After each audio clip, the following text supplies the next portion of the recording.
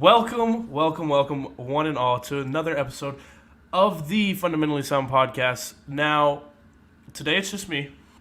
I'm just relaxing, but I'm here to answer questions. I'm here to answer concerns, basically just anything that wants to be asked. But I'm going to be filling in the gaps with some news, some opinions, and just observations.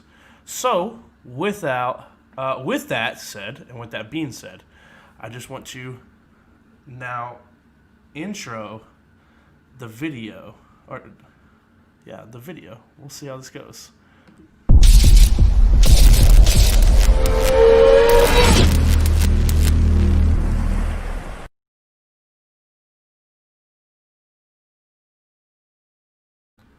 All right, dope. I guess that didn't want to work. Okay. Regardless. Um so today so today I'll be talking about basically the NBA. I'm just going to start off with the NBA. So basically, the NBA kicked off yesterday with, it's the preseason. Let's be real here. It's the preseason. Nothing too fancy, but it did, however, bring to light some pretty good or some pretty big observations in my point of view. And I want to just start off with John Wall and DeMarcus Cousins didn't miss a beat whatsoever. And honestly, they looked very impressive. I think the Rockets killed it. I don't know what James Harden's doing. James Harden seems to me like he is now he's not really seeing what he has. Honestly, this team it has the potential to be one of the best teams that he's ever played with.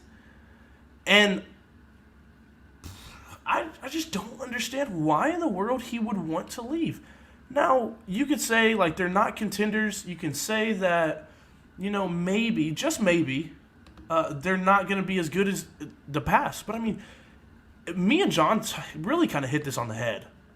If you so much as get DeMarcus Cousins and if you get John Wall at 75% of what they used to be, you hit it. You won at the end of the day. You won that trade. You have DeMarcus Cousins. You have John Wall. You have James Harden. Sure, the other two, the former, may not be what they used to. And I can, see why people would make the argument that, okay, well, this really is a good team on paper, but it's not a good team overall. But I don't know. I just think that. Whoa, Jesus, whoa.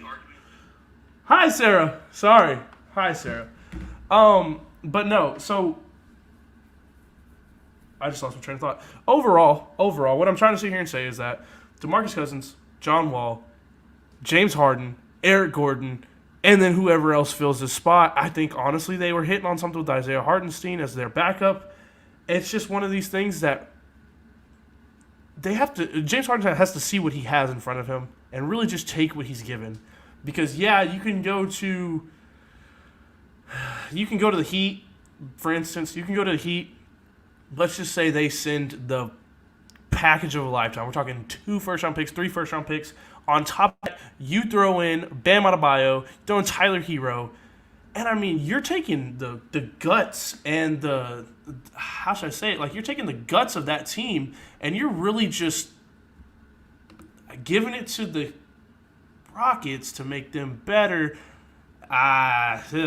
It's so hard to sit here and to think that, like, any team that gets James Harden is going to be great, because in my personal opinion, there's really just no way that the team that gets James Harden wins a trade. And yeah, you can say, like, in like, let's just say the world of the Heat, if you get James Harden, Jimmy Butler on the same team, I don't think they mesh. If you send him to Philly, you got to give up probably Simmons or Embiid, but they're not going to give up Embiid.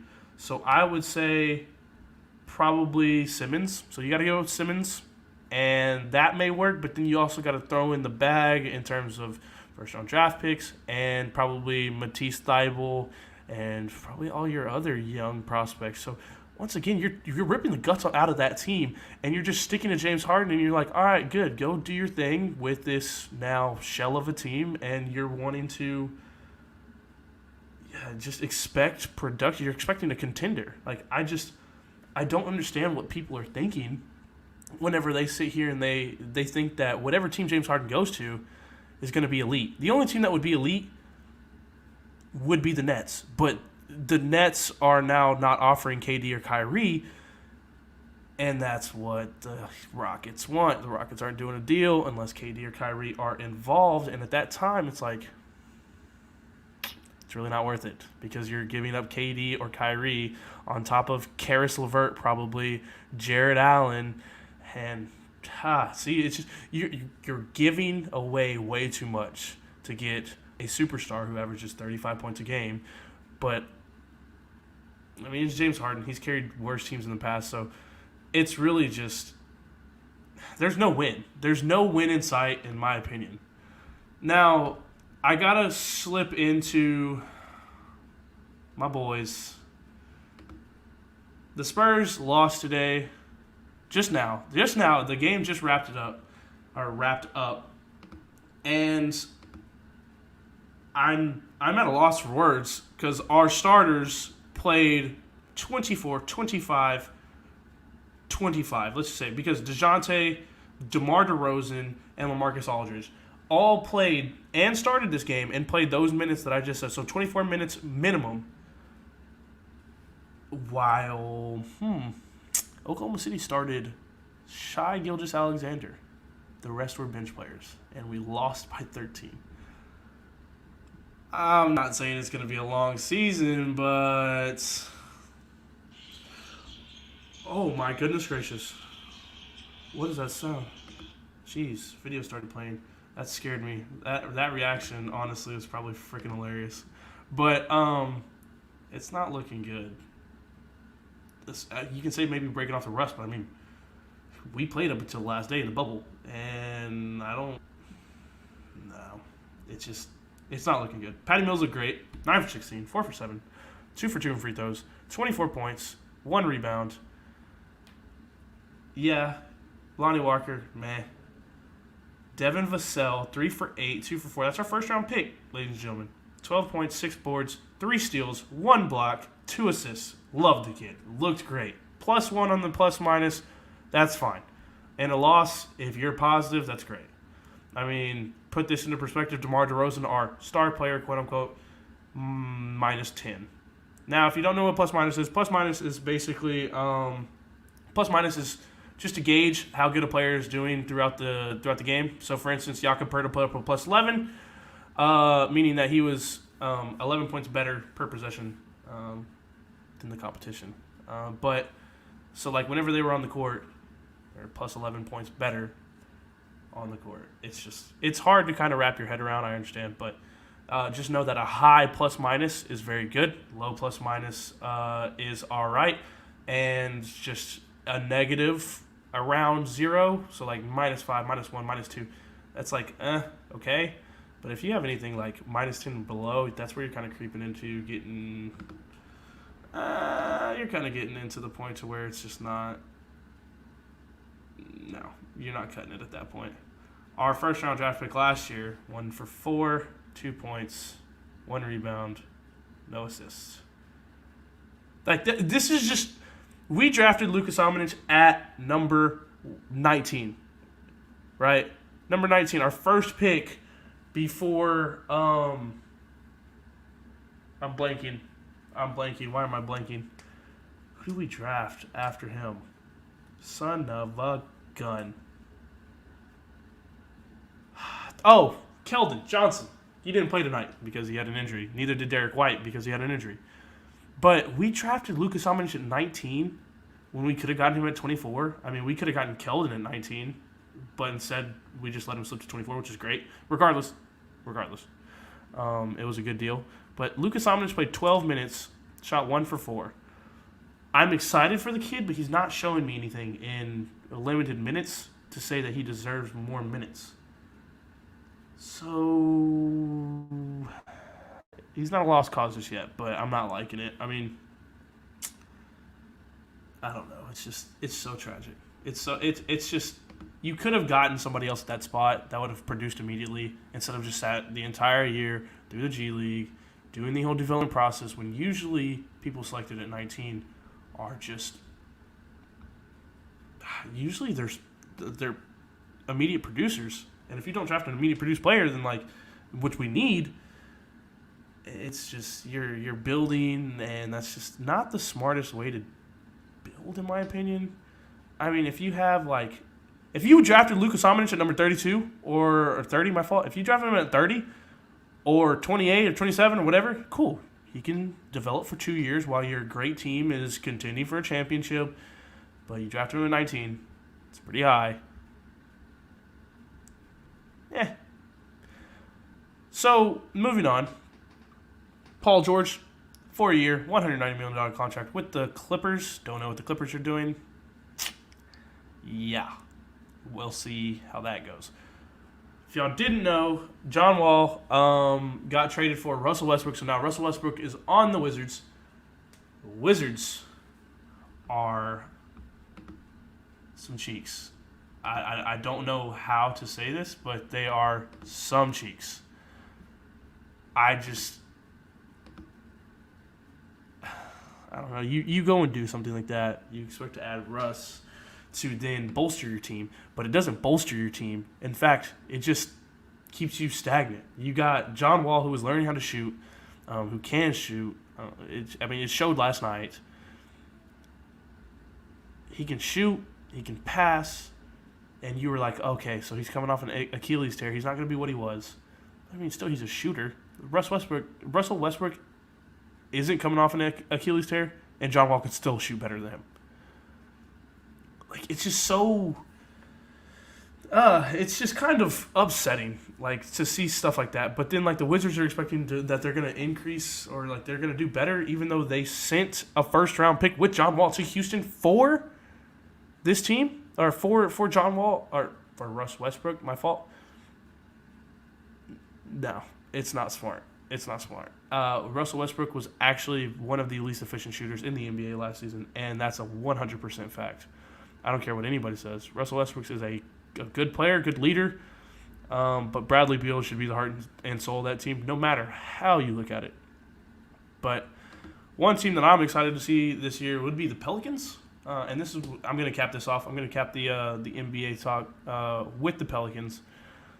The Pelicans, in my opinion, are one of the more exciting rosters to watch. Now, they have Brandon Ingram, they have Zion Williamson, and a whole bunch of other talent outside of that. But I think the X factor is going to be Lonzo Ball. Lonzo Ball, when he's hitting, they're winning. But that's the problem. It's when he's hitting. He doesn't hit very often. So if you get a Lonzo Ball that will come out and actually play, that team could be deadly, could be dangerous, honestly. I just cannot wait to see. I can't wait to see what this Pelicans team can do this year. Now, this is a preseason, so I can't gauge anything off of the preseason because at the end of the day, it's we're basically talking about practice now, and I think Allen Iverson said it best. We're talking about practice? No.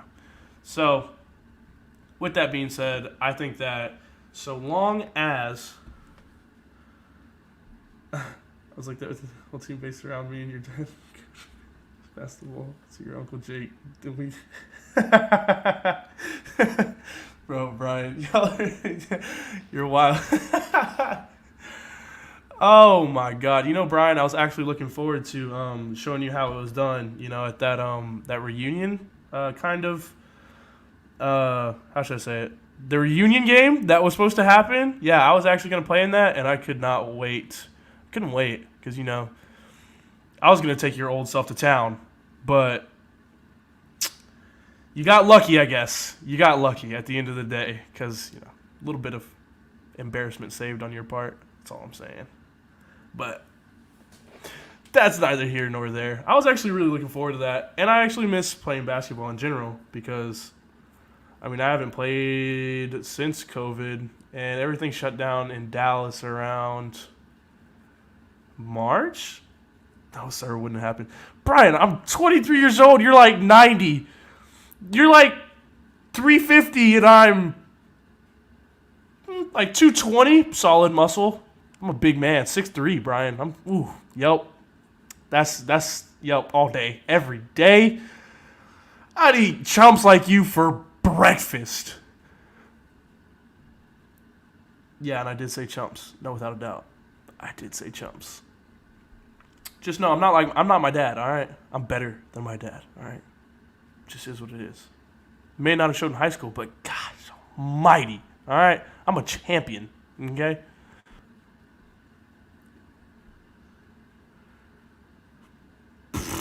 Dusik Dome. What the? Dusik Dome, Brian? No. Oh my god. Alright, you. Time out. I had to double check that. I had to double check that real quick. My dad and y'all would maybe last 5 minutes. And then y'all would start pulling this, oh, this is how we played in the 90s, and then I get rocked in the mouth, and next thing you know, I got blood coming out of my mouth, and I got a black eye in the next 25 minutes. Talking about, oh, this is how we played in the 40s. That's how it would go down. Exact replica. To the exact point of how it would go down. Because, we'd probably start getting up by, say, 8 to 10 in the first, 4 possessions. And then, it'd just be over from there. Next thing you know, elbows are flying and shoes are being thrown because Lord knows y'all are gasping for air at that point. Kills to be... What are you now, Brian? 75? 72? Somewhere in there? No, I'm joking. All love, Brian. All love. No, but moving on to some football. Now, Brian, I'm sure, you'd love to talk football if your team is actually good, assuming that you're just a Cowboys fan because you just seem like a Cowboys fan. But, over here in Miami Dolphin land, we're living high, we're riding high. You love to see it. Tank for Tua worked. That's all I'll say. 41, 220. I'm 220, yeah. There's a difference. Mine's muscle, yours is mostly skin. So, yeah. Yeah. See, it's okay, though. Keep trying. But no, speaking of that, we actually had our best running back go on COVID-19, and we're playing the Chiefs. Yeah, no, not looking good. We're probably going to get smacked. We do have the number 2 scoring defense. Number two scoring defense. We are literally... It's going to be one...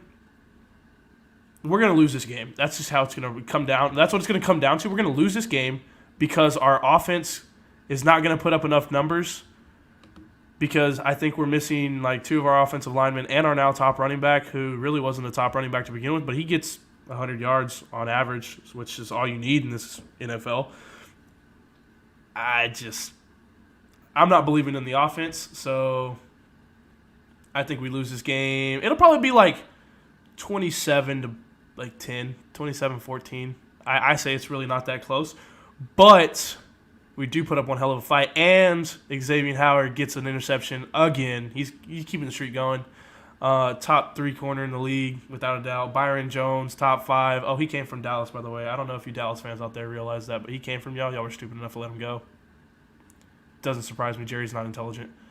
But that's the match, in all bias put aside. That's the matchup I'm looking forward to, and I can't wait to see it, even though it's probably going to be a blowout.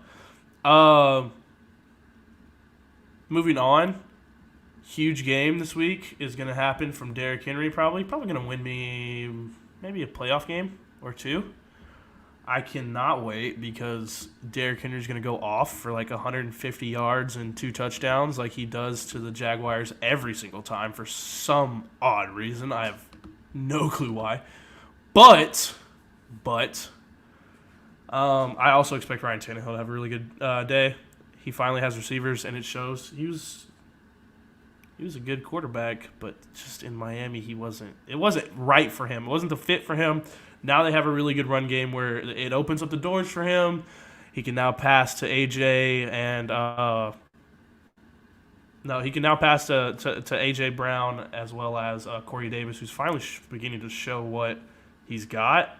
I mean, Corey Davis has been balling on a budget in his 5th year, rookie option, but we'll see. We'll see. I think that's going to be another fun one to watch because the Jags aren't going to do anything. It's going to be a high-scoring game on one end. I'm probably predicting like upwards of 30 to like 7 or 10. I don't think the Jags really get a whole lot. Mike Glennon is their quarterback. DJ Chark is probably going to have a touchdown. I'll give him 20. No, 17. I'll give him 17. Yeah. I'll give him 17. 2 touchdowns, field goal. Yeah. Seems about right. But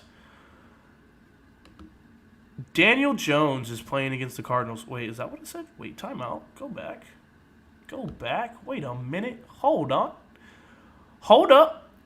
Wait a minute. Something ain't right. I don't know. My computer's being super slow.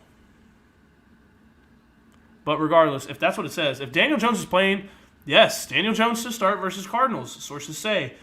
That's going to be interesting. Now, the Giants have been playing out of their mind. They've been playing fantastic football, which is actually kind of shocking. They're better than the Washington football team, and so help me God, if the Washington football team actually, if they actually get the playoff spot, I don't think the NFC East wins a playoff game. But if the Cowboys somehow manage to sneak in, they're going to put up a fight. If the Giants sneak in, they could potentially win. Because if Daniel Jones comes back even 80%, 90% healthy, that's where it gets kind of fun because then he's mobile. And then Wayne Gallman's been on a run. He's been one of the most consistent running backs in football, getting like 20, 25 carries a game, which is what they need to do. They're kind of adopting that Titans feel.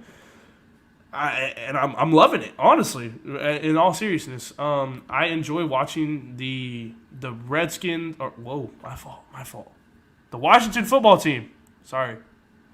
22 years of knowing a team. I can only imagine what you older football fans are feeling. 40 years in and they just changed the name. Kind of wild.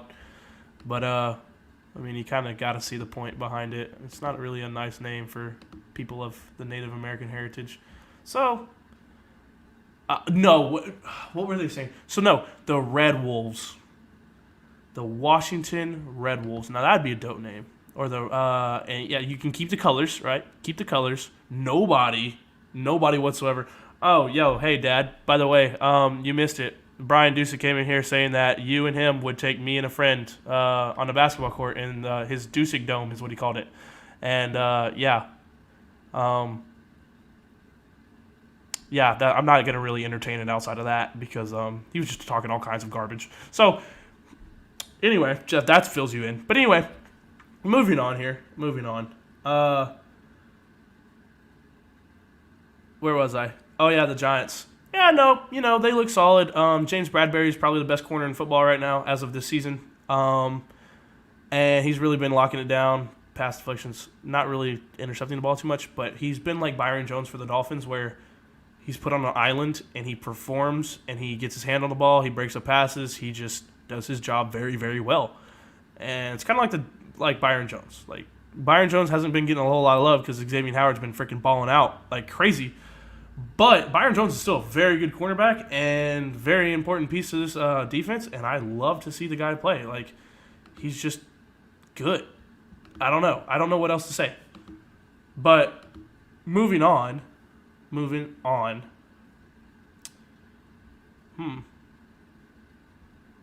Mike McCarthy says that the better days ahead for the Cowboys. Well, let's see how your quarterback plays after basically just snapping his ankle in half, and then we'll talk. That defense is not good. Let's go on a rant. Here we go. First rant of the evening, okay? The Cowboys' defense is not fantastic. They're not good. They are very below average, probably at best. You gotta see here. Leighton Vander Esch, your best linebacker, right? I'll give him that. Props. All props. He's a good player. Great player. Great player. Everybody on your defensive line, overrated. Overrated. Nobody on your... That's why these running backs are gashing y'all. That's why I play... Whoever is starting, so Giovanni Bernard is very startable. If I didn't have Derrick Henry and James Robinson, I would be starting Giovanni Bernard because that's how terrible y'all's defensive tackles are. Awful. Terrible. Putrid. Overrated. Okay? Linebackers. Jalen Smith, not good. He gets tackles. That's it. Congratulations. You don't do anything special outside of that. I hope to God that you're in the NFL and you can actually get a tackle. I hope to God you can get a tackle. That's all I'm saying. With that being said, moving on to your corners.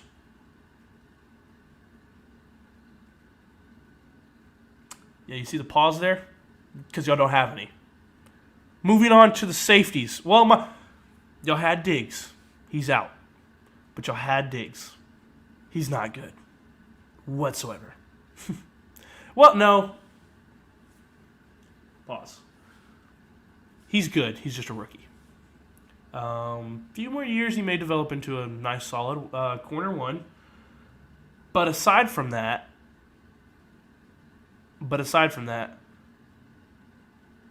nothing as of right now.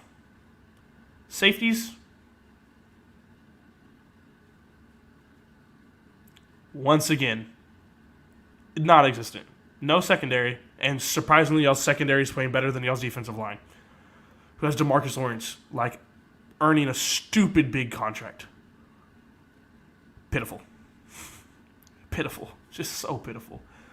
That's probably the first and only rant that I'm going to go on tonight, but I just don't understand how...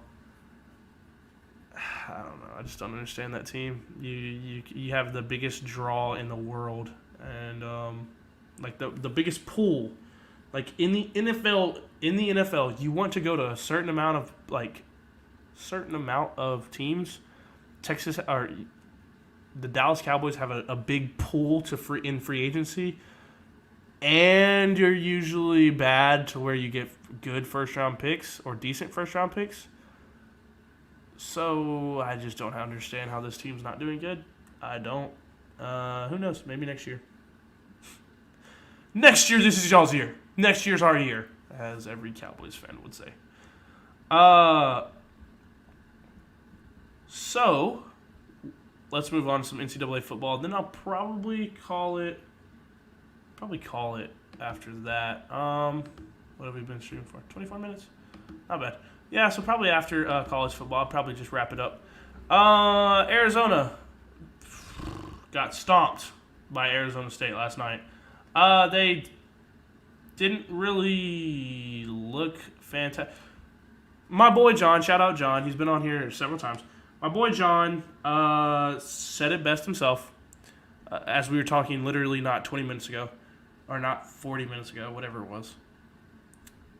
If ASU played that good, they could probably be in some sort of contention for a big bowl game, but they haven't played that good all year. They're a young team, therefore they had young lapses, and they lost 2 or 3 games, or 1 or 2 games, something like that, in the last 2 minutes, according to John. And they are a young team. And we said this at the beginning of the year, whenever John was on at the beginning of the year, that they were going to have their struggles, as every young team would. But I still believe in that team. John believes in that team, and I think they're gonna have a good shot. We're gonna see how it works out next year. This is a legit wait. Next year may be their year, but huge news that I think kind of got overshadowed for some reason. Vandy place kicker, the first woman to play in a Power 5 conference game as of 3 weeks ago, I believe, or 2 weeks ago. Sarah Fuller becomes the first woman to score in a Power 5 conference football game, cleanly kicking a pair of extra points for Vanderbilt in a 42-17 loss at Tennessee on Saturday, per ESPN. That is absolutely amazing. She's the goalkeeper for Vanderbilt's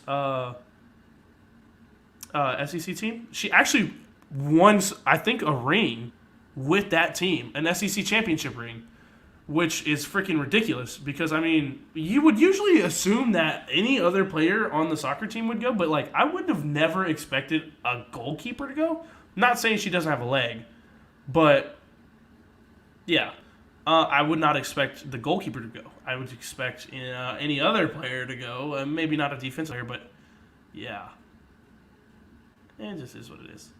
But super happy for her, super happy for the women's community because now, once again, we're breaking down that barrier. It's great to see that, you know, women are being just put on that platform. You know, they can do a lot of things that, you know, men can. They can do everything a man can probably. So, huge to see them. Hopefully we can see just, you know, some more women kickers or women just football players in general. Bro, if they can, I would love to see a women's quarterback. Like, they can throw like a guy. Like, that would be a huge storyline. That'd be an awesome storyline. Just, like, she can go out there and just prove that she can do everything that a man can behind center. That'd be awesome. Just be terrible. Oh, wait, whoa. That'd be awesome. That'd be awesome. It really would. But, moving on. Texas has come out and said that Coach Todd Herman, I cannot talk right now. Todd Herman will remain head coach until at least the end of the season. Now, they said that they don't evaluate their coaches or anything of that matter until the season's over. This doesn't mean that he's going to be the coach for next season. This doesn't mean that he's going to, how should I say it? Doesn't mean that he's going to continue to be the coach in the future, the coach of the future. I personally think that Todd Herman is getting a lot more slack than he deserves. I think it's more on the recruiting end. They're not, or not really. I think it's just more on the player development end. We have all the players, all the 5 stars, 4 stars, 3 stars, whatever, to do what we do best, but we cannot develop a defensive player to save our lives. Last year, that's what it was.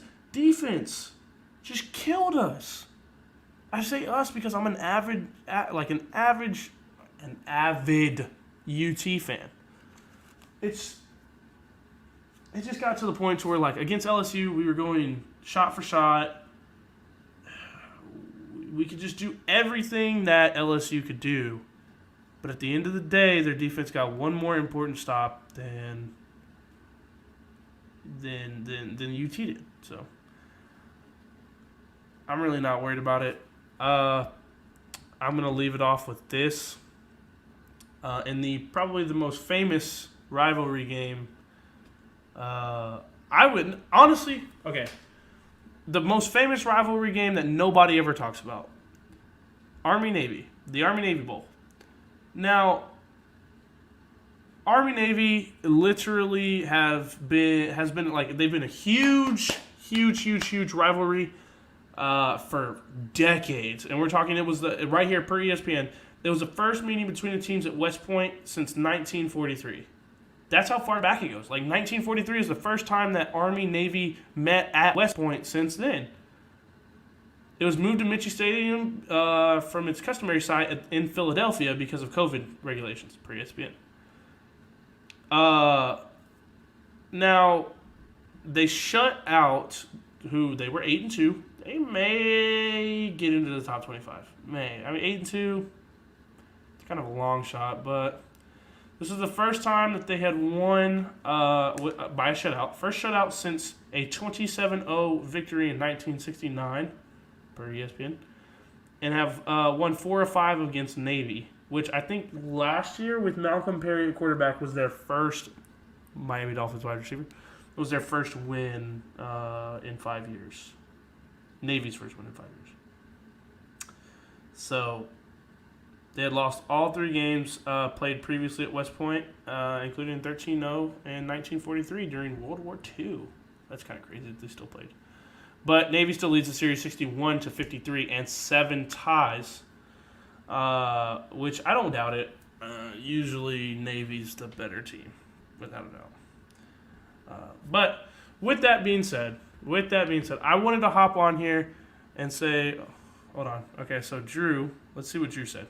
Where should the ban be put on the lack of development of players? Army only won because they played on land.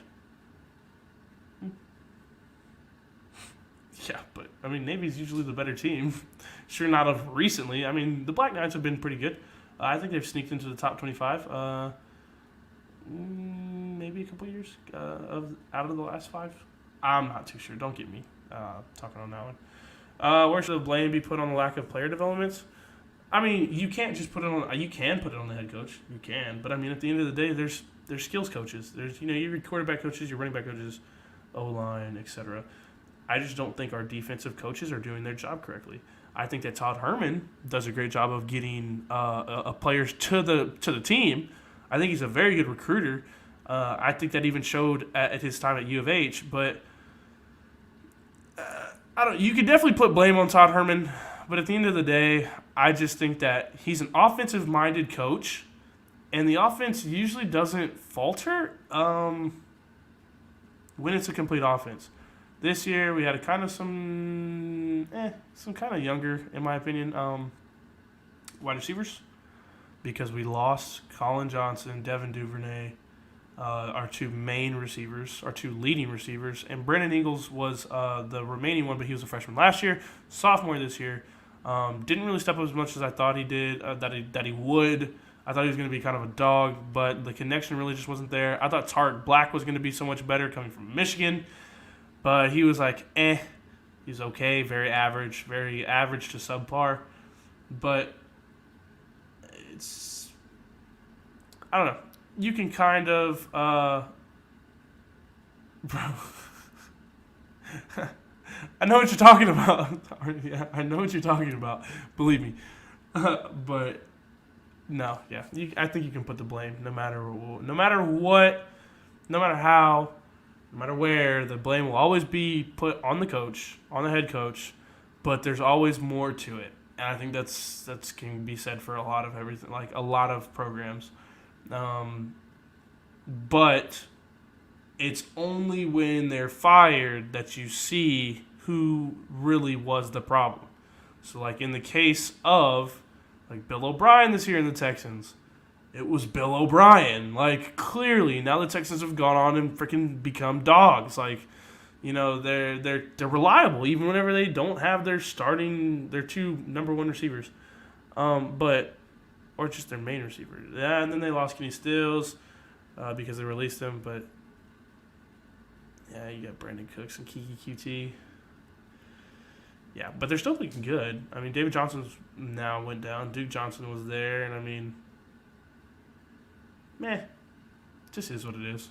They're still doing good. They're still doing a whole lot better. Their defense is actually competent for some reason now. But he was supposed to be a defensive-minded coach. Not making sense here, but yeah. It only reflects when the head coach is fired. So, like, if he was fired, let's just say they brought in another guy. Like, they wanted to bring in James Franklin from Penn State. They wanted to bring in Urban Meyer. If we bring in Urban Meyer, that's a lot of pull in terms of recruiting. If we bring in James Franklin, that's just, in my opinion, it's a lot of, he can kind of recruit. But, I mean, after that first year at Penn State, second year was all right, even though I think they were ranked pretty high. But this year is just, no, it wasn't cutting it, Chief. But if we were to get Urban Meyer, because we're not anymore at least. It's just one of those things that I don't know. I would give him like 3 seasons until they would want to put his head on a stake like they did Mac Brown. And Texas fans are spoiled. Just is what it is. Just is what it is. After I want to say 10 to 12 years of just success, BCS championship, BCS championship appearance, Rose Bowl wins, Cotton Bowl wins, Sugar Bowl wins. They're just, I don't know, they're just spoiled, bro. At the end of the day, most Neanderthal UT fans are just spoiled. I'll look it up real quick just to look it up. Wait. UT football history. Let's go to Sports Reference. So let's see here. They finished in the ADP. Okay. Going back to 94, they were outside of the top 25 1, 2, 3, 4, 5, 6, 7, 8, 9 years out of, 26 years? So, for instance, they made it 3 years, 94 to 96, missed 97. Didn't even go to a bowl, and that's whenever Mac Brown got hired. 15, 21, 12, 5, 6, 12, 5, 1, 13, 10, 4, 2. And then nothing, 19, nothing. Charlie Strong, don't even want to go there. Terrible coach, always said it. Now Todd Herman, 9 and 25 in 4 years with a Sugar Bowl and Alamo Bowl finish. But going back to it,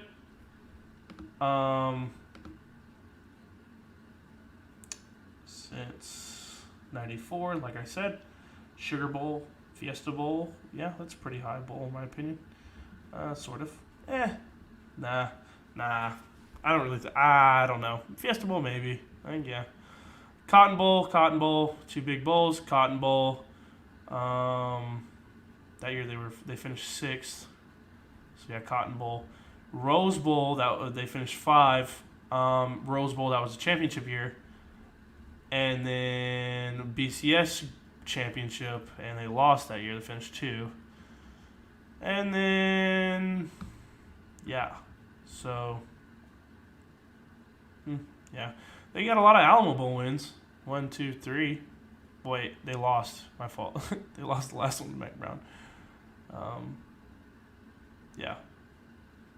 They're 2-1 in the Alamo Bowl. Under, I think it was just under Mac Brown. Yeah. 2-1 under Mac Brown in the Alamo Bowl. I love going to the Alamo Bowl, honestly. Like, I've been whenever TCU played Stanford. Oh, my God. That was just fun. That was just fun to go to. TCU plays Stanford, TCU plays Oregon, and they came back both times. And, like, historic comebacks, too. I think they even beat their own record. But, yeah, I just don't know. UT's just spoiled fans. If they don't have so, like, this time right here, so the fans of 2000 to 2010, 11 are now grown 10 years later. You have to think about that. Let's just say they were 10, at like 1 to 10 years old. Like, say they're like, they were born in 2000.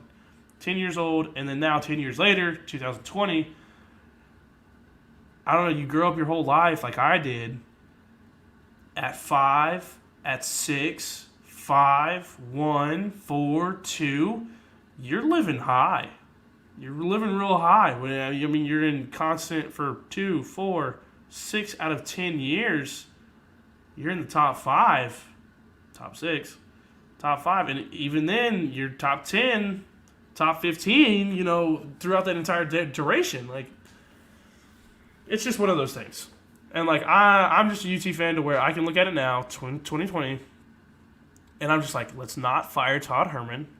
Just chill. Understand. 2010 and up has not been kind to us. We finished in the top 25 3 times. Probably going to happen this year again, so 4 times.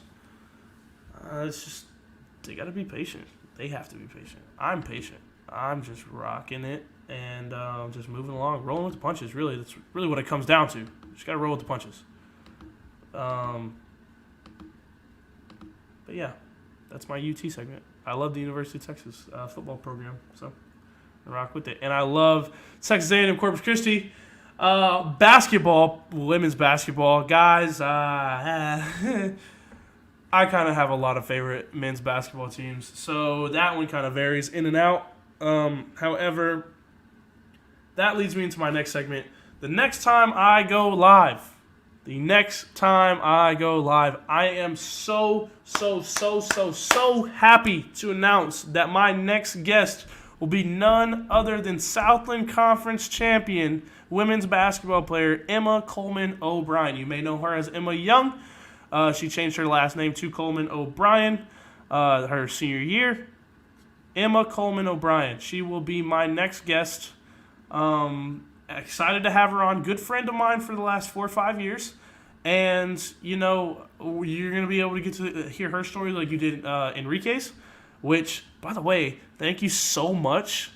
Thank you so much. That is now tied for our #1 viewed video on YouTube. That is ridiculous. Now, we didn't get any subscribers from that. I'll be up front. I'll be 100% real. We did not get any subscribers from my now tied for #1 a video on YouTube video. But am I mad about that? Of course not. Not even one bit.